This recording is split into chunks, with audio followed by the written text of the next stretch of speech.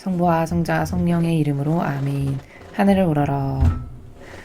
사랑할 하느님 아버지 뜻 안에서 스승이신 예수님과 도움이신 성령님과 사랑할 성모님과 성요셉 아버지와 성미카엘 대천사와 하늘의 모든 거룩한 천사들과 성인들의 정구를 청하며 기도드립니다. 아버지께서 말씀하신 대로 아버지께 속한 모든 자녀들이 이 현 상황에서도 한결같고 꿋꿋하여 아버지께만 의탁하고 갈망함으로써 아버지께서 이 모든 전 세계에 뻗쳐 있는 악을 모두 다 소탕하여 주실 것을 더 굳게 믿고 더 단단하고 더 절대성과 유일성으로 아버지께 하나 될 수 있는 은총을 아버지께 속한 자녀들에게 베풀어 주시옵소서. 또한 저희가 아버지께서 무엇을 말씀하시면 그 즉시 바로바로 아버지의 그 뜻에 올바르게 반영할 수 있는 저희들이 될 수 있도록 축복하여 주시옵소서. 대한민국과 미국에서 벌어지고 있는 이 악의 마지막 발악이라고도 할 수 있는 이 악의 치열한 전쟁을 아버지께서 다 무찔러 이겨주시옵기를 저희가 갈망으로 끊임없이 청원드리며 절대 포기하지 않고 아버지께서 더 빨리 개입하셔서 없애버려 주실 수 있는 희생과 노력과 배상과 보석을 하기를 원하오니 저희들의 보잘것없사오나 이 의지를 너그러이 받아주셔서 사랑하는 아버지 그리고 예수님 어머니 미국과 대한민국에 뻗쳐있는 모든 마귀를 완전히 이 악의 세력을 다 소탕하여 주셔서 이제 아버지께 속한 자녀들이 주도권을 쥐고 그들이 리더도 되고 지도자가 되어 대한민국과 미국을 다시 번영의 국가로 되돌려 주실 수 있는 그런 나라가 될 수 있도록 자비를 베풀어 주시고 축복하여 주시옵소서. 이 모든 기도 우리 주 예수 그리스도의 이름으로 비나이다. 아멘. 성부와 성자와 성령의 이름으로 아멘. 안녕하십니까. 하나님의 뜻 선교의 윤피아 수녀입니다. 자, 오늘도 성경 말씀을 통해서 여러분과 함께 하나님 아버지의 뜻 진리를 학습해 보도록 하겠습니다. 2021년 1월 10일 주일 주님 세례축일입니다. 제1독서 이사야서 42장 1절에서 4절, 6절에서 7절까지 말씀입니다. 주님께서 이렇게 말씀하신다. 여기에 나의 종이 있다. 그는 내가 붙들어 주느니 내가 선택하니 내 마음에 드느니다. 내가 그에게 나의 영을 주었으니 그는 민족들에게 공정을 펴리라. 그는 외치지도 않고 목소리를 높이지도 않으며 그 소리가 거리에서 들리게 하지도 않으리라. 그는 부러진 갈대를 꺾지 않고 꺼져가는 심지를 끄지 않으리라. 그는 성실하게 공정을 펴리라. 그는 지치지 않고 기가 꺾이는 일 없이 마침내 세상에 공정을 세우리니 섬들도 그의 가르침을 고대하리라. 주님인 내가 의로움으로 너를 부르고 네 손을 붙잡아 주었다. 내가 너를 빚어 만들어 백성을 위한 계약이 되고 민족들의 빛이 되게 하였으니 보지 못하는 눈을 뜨게 하고 갇힌 이들을 감옥에서 어둠 속에 앉아있는 이들을 감방에서 풀어주기 위함이다. 주님의 말씀입니다. 하느님 감사합니다. 자, 오늘은 복음까지 한꺼번에 읽고 그리고 나서 일독서와 복음을 해설하도록 하겠습니다. 마르코복음 1장 7절에서 11절까지의 말씀입니다. 주님 영광 받으소서. 그때 요한은 이렇게 선포하였다. 나보다 더 큰 능력을 지니신 분이 내 뒤에 오신다. 나는 몸을 굽혀 그분의 신발끈을 풀어드릴 자격조차 없다. 나는 너희에게 물로 세례를 주었지만 그분께서는 너희에게 성령으로 세례를 주실 것이다. 그 무렵에 예수님께서 갈릴레아 나자렛에서 오시어 요르단에서 요한에게 세례를 받으셨다. 그리고 물에서 올라오신 예수님께서는 곧 하늘이 갈라지며 성령께서 비둘기처럼 주님께 내려오시는 것을 보셨다. 이어 하늘에서 소리가 들려왔다. 너는 내가 사랑하는 아들, 내 마음에 드는 아들이다. 주님의 말씀입니다. 그리스도님 찬미합니다. 네, 오늘은 일독서와 복음을 묶어서 한꺼번에 해설을 하도록 하겠습니다. 자, 먼저 이사야서는 다른 강의에서도 말씀을 드렸다시피 이사야 예언자는 그 사람마다 사명이 고유한 사명을 주셨는데 특히 이사야 예언자는 예수님께서 어떤 분이신지 예수님의 탄생에 대해서 또 오셔서 어떤 일을 하실 것인지에 대해서 예언한 그런 예언자입니다. 그래서 지금 여러분께서 오늘 읽으신 이 내용은 과연 예수님의 정신이 어떤 건가? 우리가 맨날 마치 잠꼬대처럼 되풀이하는 게 예수님의 정신과 가르침과 모범. 이게 우리께 되게 해야 한다. 우리는 그 예수님의 가르침과 정신과 모범에 용해돼야 된다. 이 말을 끊임없이 반복해서 전하고 있는데요. 그렇다면 도대체 그 구체적으로 예수님의 정신과 가르침과 모범이라는 것이 무엇인가에 대해서 궁금증을 가지실 수 있습니다. 막연할 수 있고 피상적일 수 있으니까요. 그러나 오늘 이제 42장 1절에서 4절, 6절에서 7절까지의 내용을 여러분이 보시면 아, 예수님의 정신이 이렇게 고결하고 아름다운 것이구나라는 것을 조금 우리가 발견할 수 있습니다. 그래서 이사야 예언자는 무려 예수님이 탄생하시기도 대략 750여 년 전에 활동했던 사람인데 보고 쓴 사람보다 더 잘 썼어요, 사실은. 이게 위대한 하느님의 예언이 아버지께서 선택하신 사람을 도구요 매개체로서 쓰셔서 그를 통해서 예언을 하신다는 게 얼마나 놀랍고 완벽한 나라인지를 우리가 확인할 수 있습니다. 자, 그래서 오늘 지금 이 전반적인 내용은 지금 이사야서를 통해서 우리가 볼 수 있는 내용은 아버지께서 예수님을 축복하셔서 사명을 이루게 하신다라는 내용이에요. 전체의 내용을 한 문장으로 요약하면.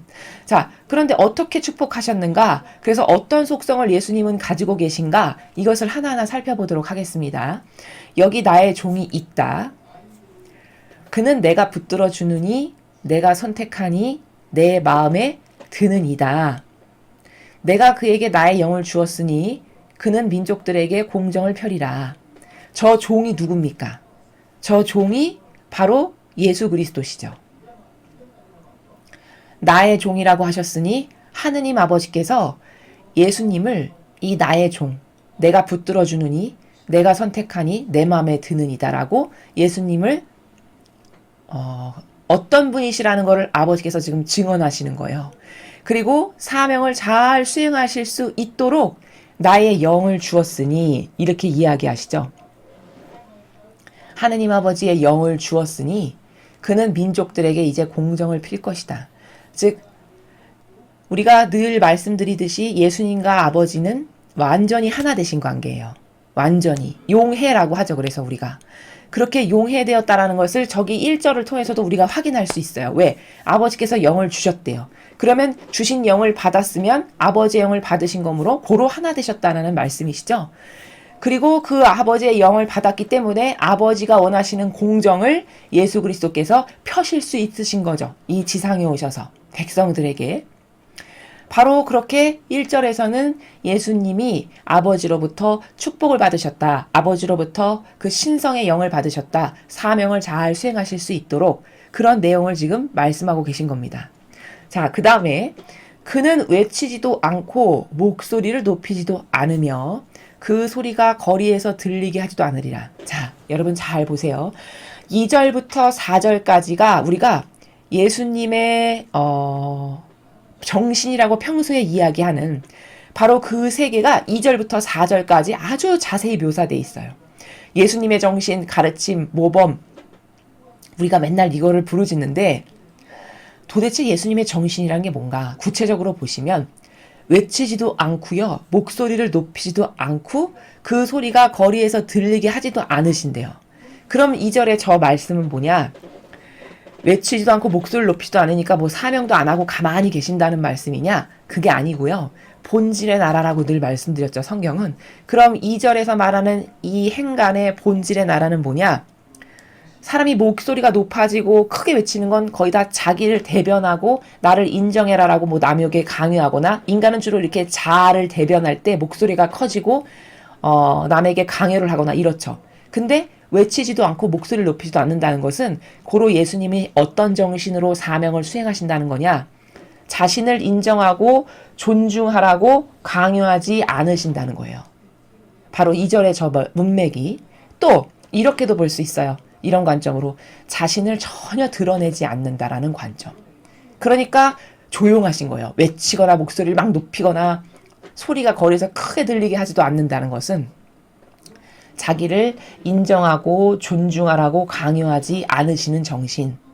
또 두 번째 관점은 자신을 남에게 드러내려고 하지 않는 정신. 이런 정신. 또 세 번째 관점, 사욕과 욕망 혹은 시세우는 거, 남하고 막 경쟁하고 시세우는 이런 거 있죠. 그런 나라가 아예 없으신 정신. 그저 겸손밖에는 없고 아버지의 뜻을 이루는 것밖에는 관심이 없으신. 그래서 인간적으로 뭘 시세우고 남하고 겨루고 그래서 나를 내세워야 되고 뭘 주장해야 되고 이러려면 다 목소리가 커지고 높아지잖아요. 그런 것은 아예 없으신 예수님의 정신을 2절에서 지금 저렇게 표현하고 있는 겁니다. 그 다음 3절, 그는 부러진 갈대를 꺾지 않고 꺼져가는 심지를 끄지 않으리라. 그는 성실하게 공정을 펴리라. 자, 부러진 갈대를 꺾지 않고 꺼져가는 심지를 끄지 않는다는 것은 어떤 정신을 말씀하시는 것이냐? 예수님의 사랑의 정신을 말씀하시는 거예요. 사람 봤을 때 저건 도저히 가능성 없어, 불구자구나 해서 다 포기하는 이런 영혼조차도 생명이 완전히 죽어서 삭지 않은 한 부러졌지만, 갈대가 부러졌지만 부러졌다고 해서 그게 지금 당장 죽지 않죠. 생명이 아직 남아있잖아요. 그렇게 생명이 남아있으면 그걸 밟아서 죽여버리는 인간과 같은, 그렇게 하지 않고 끝까지 기다리시고 인내하신다는 거예요. 혹시 살아날 수 있고 그리고 나중에 회개할 수도 있는 이런 끝까지 그 영혼이 잘 반영할 수도 있기 때문에 그것을 지금 부족하다라고 해서 혹은 지금 악하다고 해서 죽여버리거나 짓밟는 이런 것을 안 하신다는 거죠. 그러니까 이미 갈대가 부러졌으면 사람은 그냥 버리잖아요. 근데 부러졌지만 그걸 꺾어서 생명을 끊어버리시진 않는. 꺼졌으면 어떤 겁니까? 이제 저거는 끝났구나. 성냥불의 심지가 꺼졌어. 그러면 끝났구나 하고 버리죠, 인간은. 근데 꺼져가는 심지를 끄지 않는 건 왜 성냥불에 불이 꺼져도 이렇게 발갛게 조금 남아있고 완전히 꺼지는 건 시간이 조금 더 걸리잖아요. 그럼 그 발갛게 약간 남아있는 그 남아있는 생명까지도 그 기회마저도 존중하시고 끝까지 기다리고 인내하신다는 거예요. 예수님의 정신이. 참 멋있는 정신이시죠. 그래서 아버지의 자비, 아버지의 사랑의 정신이 바로 지금 3절에서 갈대를 꺾지 않고 꺼져가는 심지를 끄지 않으신다는 게 바로 그 사랑의 정신이고 또 성실하게 공정을 펴신대요. 그럼 성실하게 공정을 펴신다는 건 뭘까? 여러분, 성실하려면 어떻게 해야 되죠? 한결같아야 되죠. 처음과 끝이 똑같아야 돼요. 성실하다는 거는. 한결같다, 처음과 끝이 똑같다, 불평불만이 없다, 그리고 모든 것에 있어서 어떤 끝맺음을 확확 짓는 야물딱진 이런 정신, 모든 것에서 야무져서 어떤 결과물을 반드시 만들어내고야만은 어떤 이런 정신, 이게 다 성실로부터 비롯되는 정신이잖아요. 그런 정신으로 아버지의 일을 수행하신다는 거예요. 그런 야무지고 그렇게 한결같고 처음과 끝이 같아서 늘 일관성 있는 이 정신세계에서 아버지가 좋아하시는 진리에 근거한 공정을 펴시는 이런 정신, 이런 정신으로 사명을 예수님께서 수행하신다라는 거죠.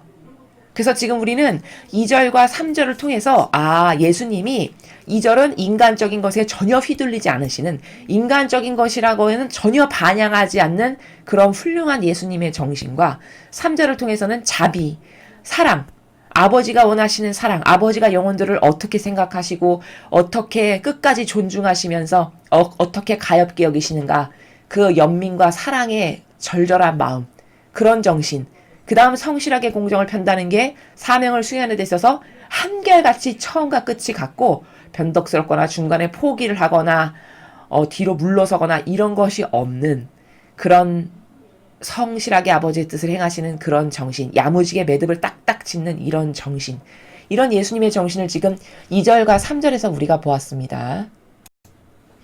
그는 지치지 않고 기가 꺾이는 일 없이 마침내 세상에 공정을 세우리니 섬들도 그의 가르침을 고대하리라. 자, 4절의 예수님의 정신을 보시면 지치거나 기가 꺾이는 건 뭘까? 감성주의자들은 그러기가 쉽죠. 인간의 오감이 병들게 되면 조금만 기분이 좋아하면 확 붕뜨고 조금만 기분이 나쁘고 다운되면 확 가라앉는 이런 어떤 기복이 심한 감성이 병들면 이렇게 되기가 참 쉽죠. 인간의 한계성이. 그래서 요즘같이 이렇게 정말 어느 곳 하나도 희망 없는 세상이구나, 심지어 미국까지도 이런 분위기가 지속되면 인간은 굉장히 우울해지고 다운이 되기가 쉬운 약점이 있다는 거예요. 그런데 그렇지만 그럼에도 불구하고 예수님은 그런 병든 감성에 치우치시지 않고, 그러니까 지치거나 기가 꺾이는 게 없는 거예요. 그냥 항구하게 일정한 거죠. 목표가 딱 설정돼. 그럼 아, 저게 데스티네이션이야? 그래. 죽는 날까지 난 저거 일평생 저기에 올인하면서 간다. 이런 정신? 그러니까 그 중간에 뭐 마귀가 와서 어떻게 해방을 놓고 모욕을 주고 치욕을 주고 어떻게 괴롭힌다 해도 그것에 의해서 눈 하나 까딱하지 않는, 눈 하나 깜짝하지 않는 이런 정신으로 지치지도 않고 기가 꺾이는 일도 없이 마침내 세상의 공정을 세우리니. 자, 마침내라고 했어요. 그럼 저 마침내라고 하는 단어에 너머에 있는 행간의 나라의 원리적 의미는 뭐냐? 그거는 목표가 세워졌어. 그럼 반드시 이룬다는 게 마침내죠. 마침내. 그럼 우여곡절이 엄청 많았지만 마침내 목표를 이루고 만다. 라는 이런 위대한 정신. 그러니까 그렇게 핍박과 고문과 고통과 치욕과 모욕과 수많은 방해에도 불구하고 마침내 세상에 공정을 세우신대요. 마침내. 그럼 반드시 나는 뭐 하나 목표가 세워졌으면 완수하고야 만다. 이런 정신이 마침내예요. 그래서 예수님은 그런 정신으로 일평생 사명을 행하셨고 그래서 반드시 세상에 공정을 세우신다는 거죠. 그러니 새천년 왕국이 반드시 오겠죠. 하느님의 뜻이 다스리시는 세상이 4절 하나만 봐도 아, 반드시 오겠구나. 저렇게 마침내라고 하는 정신으로 사명을 수행하시니 저 정신은 예수님의 정신이요 곧 이코로 아버지의 정신이세요. 그러므로 아버지는 무엇을 한번 뱉어서 말씀을 하셨다 세상에. 그럼 그것을 성성을 걸어서 약속하신 것을 반드시 이루시는 분이기 때문에 아버지께서 무엇을 한번 말씀하셨으면 그건 안 이루어질 수가 없는 거예요. 법칙 자체가. 그래서 저렇게 세상의 공정을 세우실 거다. 그렇게 되면 이제 어떻게 될 건가? 세상의 섬들도 그의 가르침을 고대하리라. 섬이 뭐라고 말씀드렸죠? 우뚝 솟은 거죠. 바다 한가운데. 그러니까 바다는 인류인데 그 인류 한가운데 우뚝 솟은 것은 세상의 통치자들, 지도자들 있죠. 그들을 섬들이라고 한 거예요. 그런 세상의 통치자들도 감탄해서 감동에 맞지 않아서 저런 가르침을 주는 어떤 위대한 사람이 있대 하고 우르르 몰려와서 저도 한 수 좀 배우겠습니다. 가르침을 주십시오. 이렇게 될 거라는 거예요. 그 예표가 솔로몬에게 다가왔던 남방여왕 있죠. 그 남방여왕이 바로 그런 케이스죠. 주님의 지혜로 잘 다스린다는 소문이 저 먼 나라까지도 퍼져요. 그냥 남방여왕이 딱 그걸 듣고 나더니 아, 그래? 나라를 그렇게 잘 들이는 지혜로운 다스리는 왕이 있단 말이지. 나도 좀 가서 한 수 배워야 되겠다. 하고 온갖 아름답고 귀한 것은 다 바리바리 싸서 그 지혜를 하나 얻어 들으려고 오잖아요. 마치 그렇듯이 그렇게 가르침을 이제 세상의 왕들도 세상의 통치자들도 고대하게 될 거다. 예수님의 이 가르침을.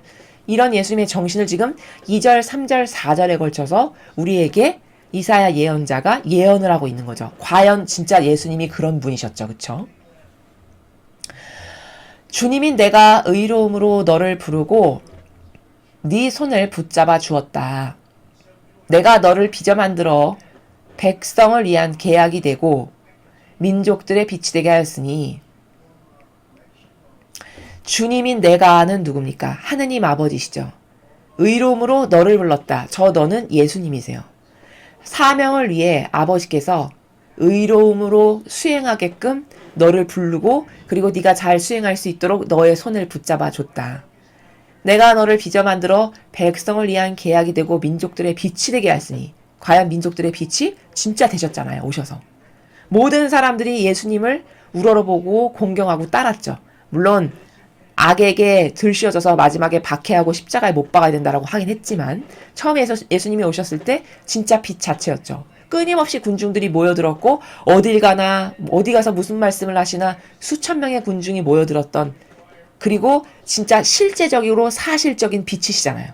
우리에게 이런 진리의 정신과 모범과 가르침을 보여주신 빛. 그래서 예수님은 나를 통하지 않고서는 아무도 아버지한테 갈 수 없다. 나는 길이요 진리요 생명이니.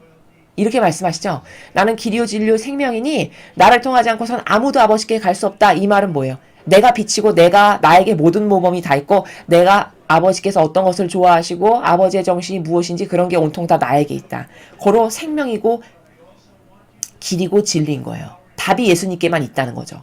그러므로 나의 모범과 나의 정신과 내가 아버지 뜻을 어떻게 행했는지 이런 모범을 보지 않고선 도저히 아버지께 하느님 아버지께 즉 천상의 나라에 못 간다 이렇게 말씀하신 거거든요. 그러니까 민족들의 빛이 맞죠. 보지 못하는 눈을 뜨게 하고 갇힌 이들을 감옥에서 어둠 속에 앉아있는 이들을 감방에서 풀어주기 위함이다. 자, 그리고서는 예수님의 사명이 또한 뭐였냐? 보지 못하는 눈. 다 가려진 거예요. 이 당시에 주도권을 잡았던 바리사 율법학자들이 뿌려놓은 누룩 때문에 무엇이 진실인지 사실인지 아니면 어떤 게 거짓인지 어떤 게 마귀 세력이고 어떤 게 하나님을 돕는 세력인지를 볼 수 없는 눈. 그러니까 보지 못하는 눈이죠. 눈은 떴으되 이미 소경이에요. 왜? 본질을 볼 수 없으니까. 선과 악을 볼 수 없으니까 보지 못하는 눈이죠. 그저 육적인 것, 형상적인 것만 볼 수 있는 저런 병든 감성의 기호의 눈. 그 눈을 뜨게 하신대요. 왜? 진리를 자꾸 가르쳐 주셔서 관점을 심어 주시잖아요. 여러분도 이 강의를 통해서 자꾸 관점이 열리시죠. 아, 이런 거였구나. 저런 거였구나. 아, 예수님은 이런 정신이시고 성모님은 이런 정신이었어. 아, 성경에 나오는 이런 사람들은 하나님께서 왜 예뻐하시고 왜 사랑하셨구나. 요런 속성 때문에 자꾸 눈이 열리시잖아요. 그게 바로 보지 못하는 눈을 뜨게 하는 거예요. 아버지의 진리가. 갇힌 이들을 감옥에서 어둠 속에 앉아있는 이들을 감방에서 풀어주기 위함이다. 예수님이 오셔서 이런 진리를 통해서 그 닫혀있는 눈도 열어주시고 갇힌 이들, 감방에 있는 이들 다 누굽니까? 그 당시에 기득권의 세력이 프레임 짜놓은, 즉 바리사 율법학자들이 프레임 짜놓은 제도와 전통이 있었잖아요. 율법이라고 하는 제도와 전통. 모든 영혼들을 이스라엘 백성들을 다 거기에 가뒀죠. 거기에 가둬서 그거 하면 천국 가는 거고 그거야 하나님 잘 모시는 거고 그거야 당신은 하나님께 사랑받을 수 있고 구원받을 수 있어. 요런 암암리에 은근한 누룩을 집어넣은 이런 프레임으로 영혼들을 다 가뒀단 말이죠. 그 프레임을 깨부수러 오신 거예요. 왜? 그 인간의 뜻이 만든 제도와 전통을 따르는 게 결단코 하늘나라에 가는 기준이 아니라는 거를 사람들이 모르는 거죠. 그래서 끊임없이 그 제도와 전통이 잘못됐음을 아버지는 이런 분이시다. 하느님은 이런 사랑이시고 신적인 질서는 이런 것이다라는 것을 계속 가르쳐 주심으로써 그 갇힌 이들이 그 프레임에서 나오게끔 바라볼 것을 바라보고 깨닫고 그래서 분별의 눈이 생겨서 아 이건 아니구나 하고 박차고 나올 수 있게끔 이런 것들을 다 예수님께서 이 지상에 오셔서 하신 거죠. 그리고 저 7절의 나라는 지금도 이 진리를 통해서 예수님은 인류에게 그런 은총을 생명을 주고 계세요. 이런 저희들을 포함한 아버지의 뜻을 전하고자 하는 사람들이 이 진리를 계속 전함으로써 그 올바른 진리를 자꾸 듣게 되면 사고방식과 정신이 어떻게 될까요? 사고방식과 정신 안에 살아가는 마귀가 자꾸 나갈 수밖에 없어요. 여러분이 아 그래 이게 진짜구나 인정하실 때마다 인정하고 아멘 또 인정하고 아멘 이렇게 할 때마다 사고방식을 나를 지배해서 속여먹었던 마귀는 자꾸 옅어지고 나가게 되는 거예요. 나의 정신에서.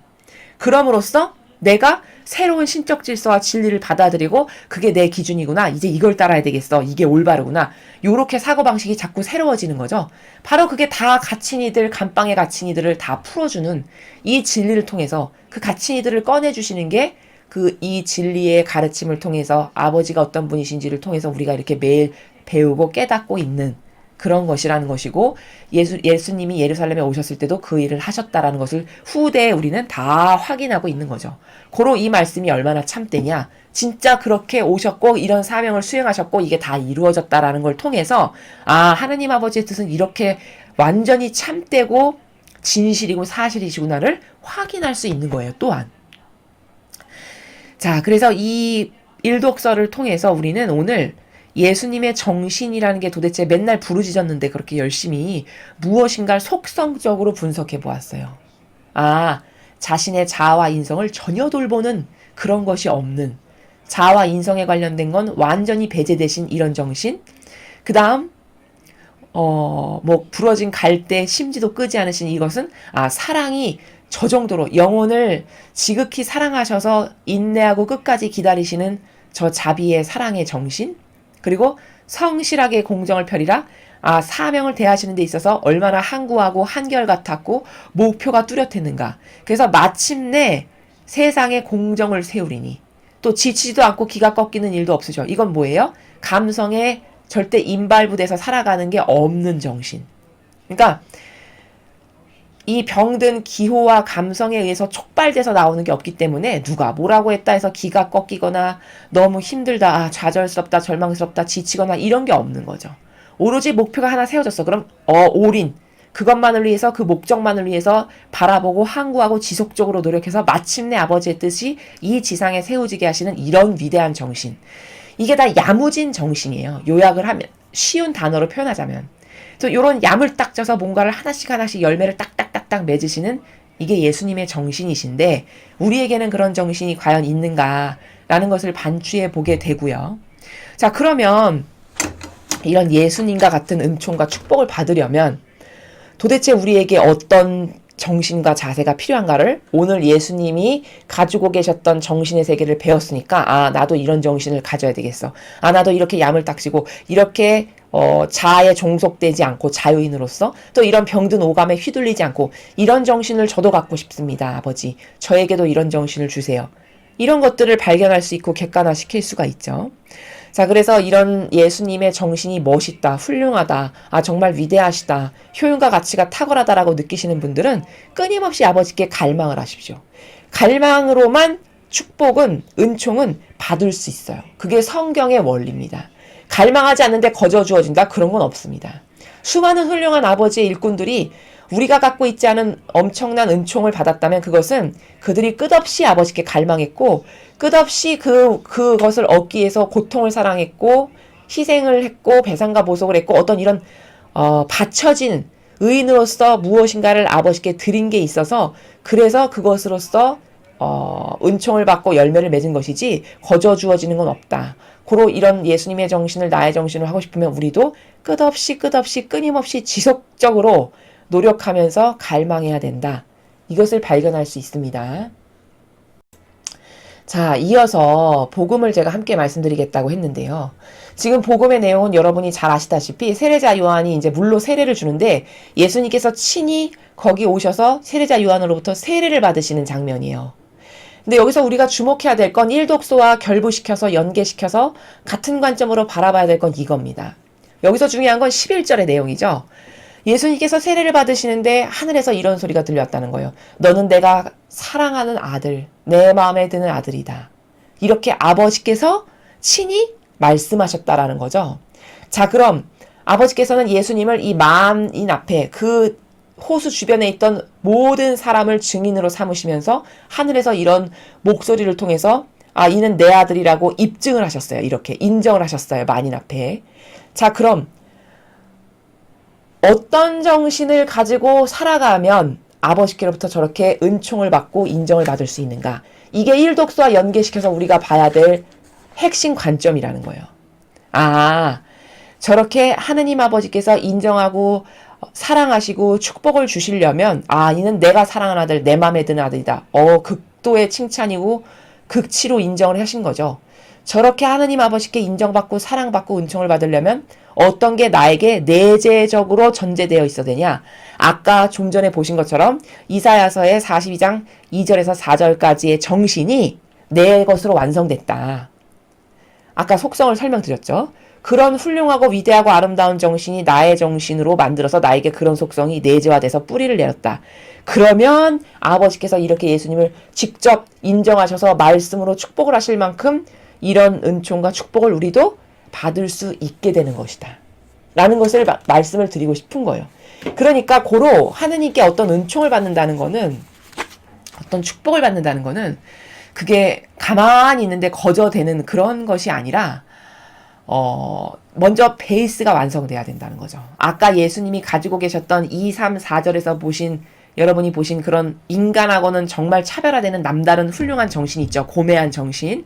그것을 나의 것으로 속성적으로 갖고 싶어서 원해서 갈망하고 지속적 노력도 하고 그래서 나의 지속적인 노력과 반향을 보고 아버지께서 주셨어. 그래서 나에게 뿌리를 내서 나도 그런 정신으로 고무적이 돼. 그러면 당연히 아버지께서 저 축복하지 마세요 해도 축복하실 수 있을 만큼 이런 근본과 근간과 기본적인 인프라를 먼저 내가 속성적으로 구현하는 게 중요하다. 라는 것을 연관을 시켜서 오늘 일독서와 이 복음을 연계시켜서 여러분에게 설명을 드립니다. 자, 계속해서 제2독서 함께 보시겠습니다. 사도행전 10장 34절에서 38절까지의 말씀입니다. 그 무렵 베드로가 입을 열어 말하였다. 나는 이제 참으로 깨달았습니다. 하느님께서는 사람을 차별하지 않으시고 어떤 민족에서건 주님을 경외하며 의로운 일을 하는 사람은 다 받아주십니다. 하느님께서 예수 그리스도 곧 만민의 주님을 통하여 평화의 복음을 전하시면서 이스라엘 자손들에게 보내신 말씀을 여러분은 알고 있습니다. 그리고 요한이 세례를 선포한 이래 갈릴레아에서 시작하여 온 유다 지방에 걸쳐 일어난 일과 하느님께서 나자렛 출신 예수님께 성령과 힘을 부어주신 일도 알고 있습니다. 이 예수님께서 두루 다니시며 좋은 일을 하시고 악마에게 짓눌리는 이들을 모두 고쳐주셨습니다. 하느님께서 그분과 함께 계셨기 때문입니다. 주님의 말씀입니다. 하느님 감사합니다. 자, 이 사도행전의 내용은 뭐 이해하시기에 딱히 어려운 부분은 없으므로 중요하다라고 생각되는 한 부분만을 말씀을 드리면요. 그게 어디냐면 34절에 베드로 사도가 이렇게 말하고 있죠. 나는 이제 참으로 깨달았습니다. 하느님께서는 사람을 차별하지 않으시고 이렇게 이야기하고 있어요. 자, 그러면 저 말은 뭐냐면 여태까지 베드로 사도는 어떤 오해가 있었다는 거죠? 하느님은 사람을 차별한다라고 생각했다라는 거예요. 역으로 말하면. 근데 이제는 그렇지 차별하지 않는다라고 이제는 생각합니다. 이 말이잖아요. 그럼 저 시대적 한계가 뭐냐? 저 시대는 할례 받았냐 안 받았냐로 설왕설래하고 다투기도 하고 논쟁도 하던 시대입니다. 그러니까 할례 안 받았다. 그러면 우리 격에 안 맞아. 끼일 수도 없고 이런 그런 시대였단 말이에요. 저 시대의 사고방식의 한계가.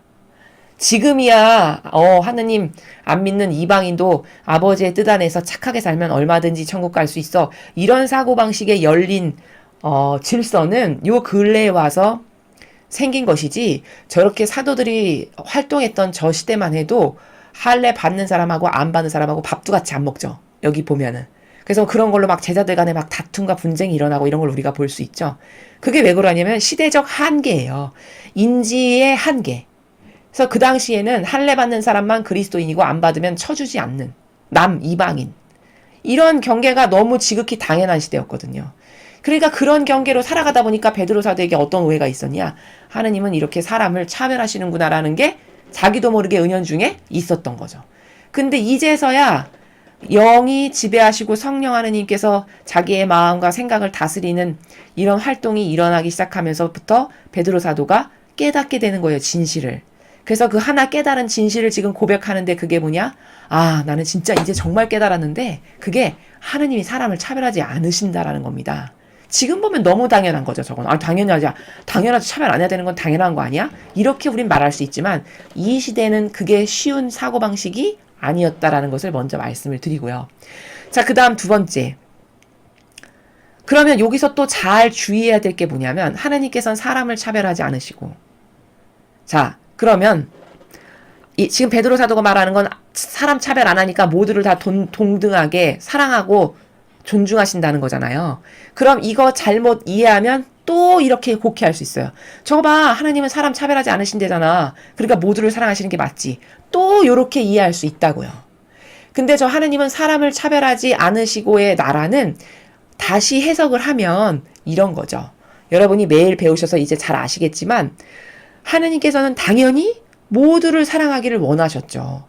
아버지께서 만드신 이 모든 창조물, 이 피조물이 다 아버지의 것인데 다 아버지의 자녀들이시니까 모두를 사랑하기 당연히 원하셨다는 거예요.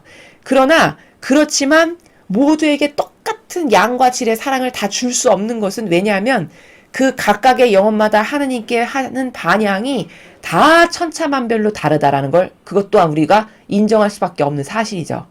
그런데 그 천차만별로 다른 반향에 따라서 사랑도 다 다르게 주시는 것이 맞다. 이게 신적 나라의 질서고 원리고 법칙이다라는 것을 잊어버리시면 안 된다는 거예요. 그런데 지금 베드로 사도가 이야기한 거를 자칫 잘못해서 오해를 해서 잘못 이해하면 어떨까요? 저거 봐, 사도가 그렇게 훌륭한 베드로 사도가 하느님은 사람을 차별하지 않으신다라고 저렇게 써 있잖아, 성경에. 이렇게 이해할 수 있다는 거죠. 그러면 베드로 사도가 차별하지 않으시고 라고 말하는 행간의 나라를 완벽하게 이해 못한 거예요. 지금 저 베드로 사도가 말하는 차별하지 않으시고라는 행간의 나라는 자기 생각엔 이렇게 할례 받고 안 받고가 이렇게 나눠지듯이 지금까지 그래도 이렇게 어떤 하느님을 믿고 안 믿고에 대한 격의 차이랄까? 이런 차이를 두시는 걸로 생각했는데 내가 보니까 하느님이 그런 분이 아니시더라. 뭘 사람을 차별해서 너는 되고 안 되고 이런 물을 가르시는 그런 분이 아니시더라. 격을 달리하는 그 이야기를 순수하게 한 거지 저것을 과대 재해석해서 봐. 하나님은 차별하지 않으니까 모두를 다 사랑하는 게 맞지. 요렇게 마귀가 또 꼬드길 수 있다라는 거예요. 논리 체계를. 그런데 무엇을 분별할 때는요, 여러분, 여기 하나에만 국한돼서 하면 안 되고 성경의 다른 모든 부분에 통합적으로 공통적으로 나와 있는 정신이 있잖아요.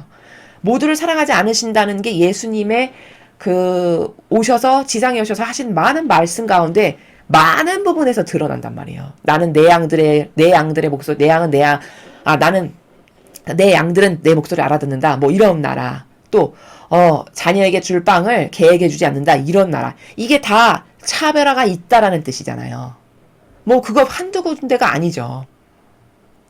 그런 성경에 공통적으로 예수님께서 말씀하신 나라를 포괄적이고 총체적으로 봐서 그러니까 모두가 하느님의 자녀는 맞는데 반향에 따라서 누구는 더 많은 축복과 은총을 받을 수도 있고 누구는 지옥 가지만 어쩔 수 없는 경우도 있고 유다가 지옥 갔을 때 예수님이 유다가 지옥 가길 원하셨을까요?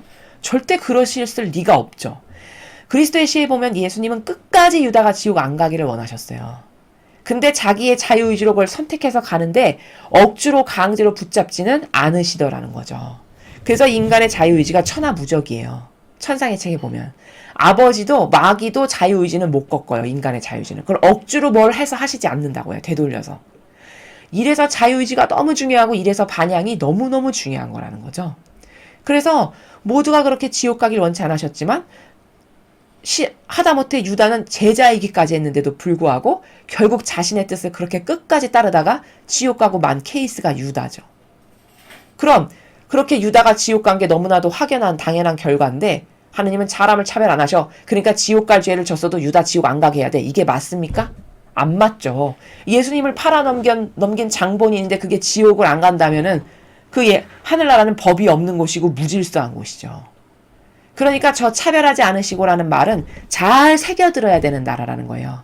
지금 여러분께 말씀드린 성경의 많은 부분에서 예수님께서 말씀하셨던 그 세 개를 입증을 통해서 공통적으로 뽑아보았을 때 하느님의 의지는 모두를 사랑하고 싶으셨지만 모두를 사랑할 수 없었던 것은 아버지의 사랑이 부족하거나 인색하셔서가 아니고 그 사랑을 받기에는 영혼이 갈망이, 반향이 다 너무나도 천차만별로 다르고 수준이 떨어지고 어떤 경우에는 그 반향이 하느님께는 반향 안 하고 마귀에게만 반향하는 이런 영혼들도 있더라. 라는 거죠. 그럼 그렇게 마귀에게만 반향하는 유다 같은 영혼에게 그래도 네가 12제자였으니까 이러고 하늘나라에 갖다 놓으실 수는 없다라는 거예요. 그런 법은 천상에서는 통하지가 않는다는 거죠. 이해가 되시죠? 그래서 하느님은 사람을 차별하지 않으시고 요 문장을 잘 이해하셔야 돼요. 잘못하면 오작동이 나서 이해하는 데 있어서 여러분에게 오류가 생길 수도 있어서 덧붙여서 말씀을 드렸습니다. 자, 오늘 우리는 이사야서 1독서와 복음을 통해서 예수님이 어떤 정신이 무슨 속성으로 왜 훌륭하고 멋있으신가를 배웠고 그런 정신으로 무장이 됐고 근본의 바탕이 형성돼 있으니까 세례를 받았을 때 남하고는 다른 평범한 우리 역겨운 이 죄악으로 가득한 인간하고는 다른 아버지께서 친히 인정하시는 그런 증언의 말씀을 내려주시더라. 그런 은총과 축복을 예수님께서 받으시더라는 것을 확인을 했죠. 고로 우리도 그런 아버지로부터 축복과 은총을 받기 위해서는 먼저 나의 정신과 속성과 근성이 이사야서에 나오는 이런 예수님의 정신이나 속성과 근성으로 다 뒤바뀌지 않고서는 불가능하다는 것. 이것을 배웠고 그리고 베드로 사도가 이야기한 것 중에서 차별하지 않으십니다라는 그 문장이 과연 어떤 정신세계에서 그런 말씀을 하셨는지에 대한 이해가 분명하고 명확해야 우리가 이 마지막 시대를 살아가는 데 있어서 무엇을 분별할 때 속지 않고 잘 선택할 수 있다라는 것을 여러분에게 말씀드립니다. 이상으로 2021년 1월 10일 주일 주님 세례 축일 복음 해설을 마치겠습니다. 감사합니다.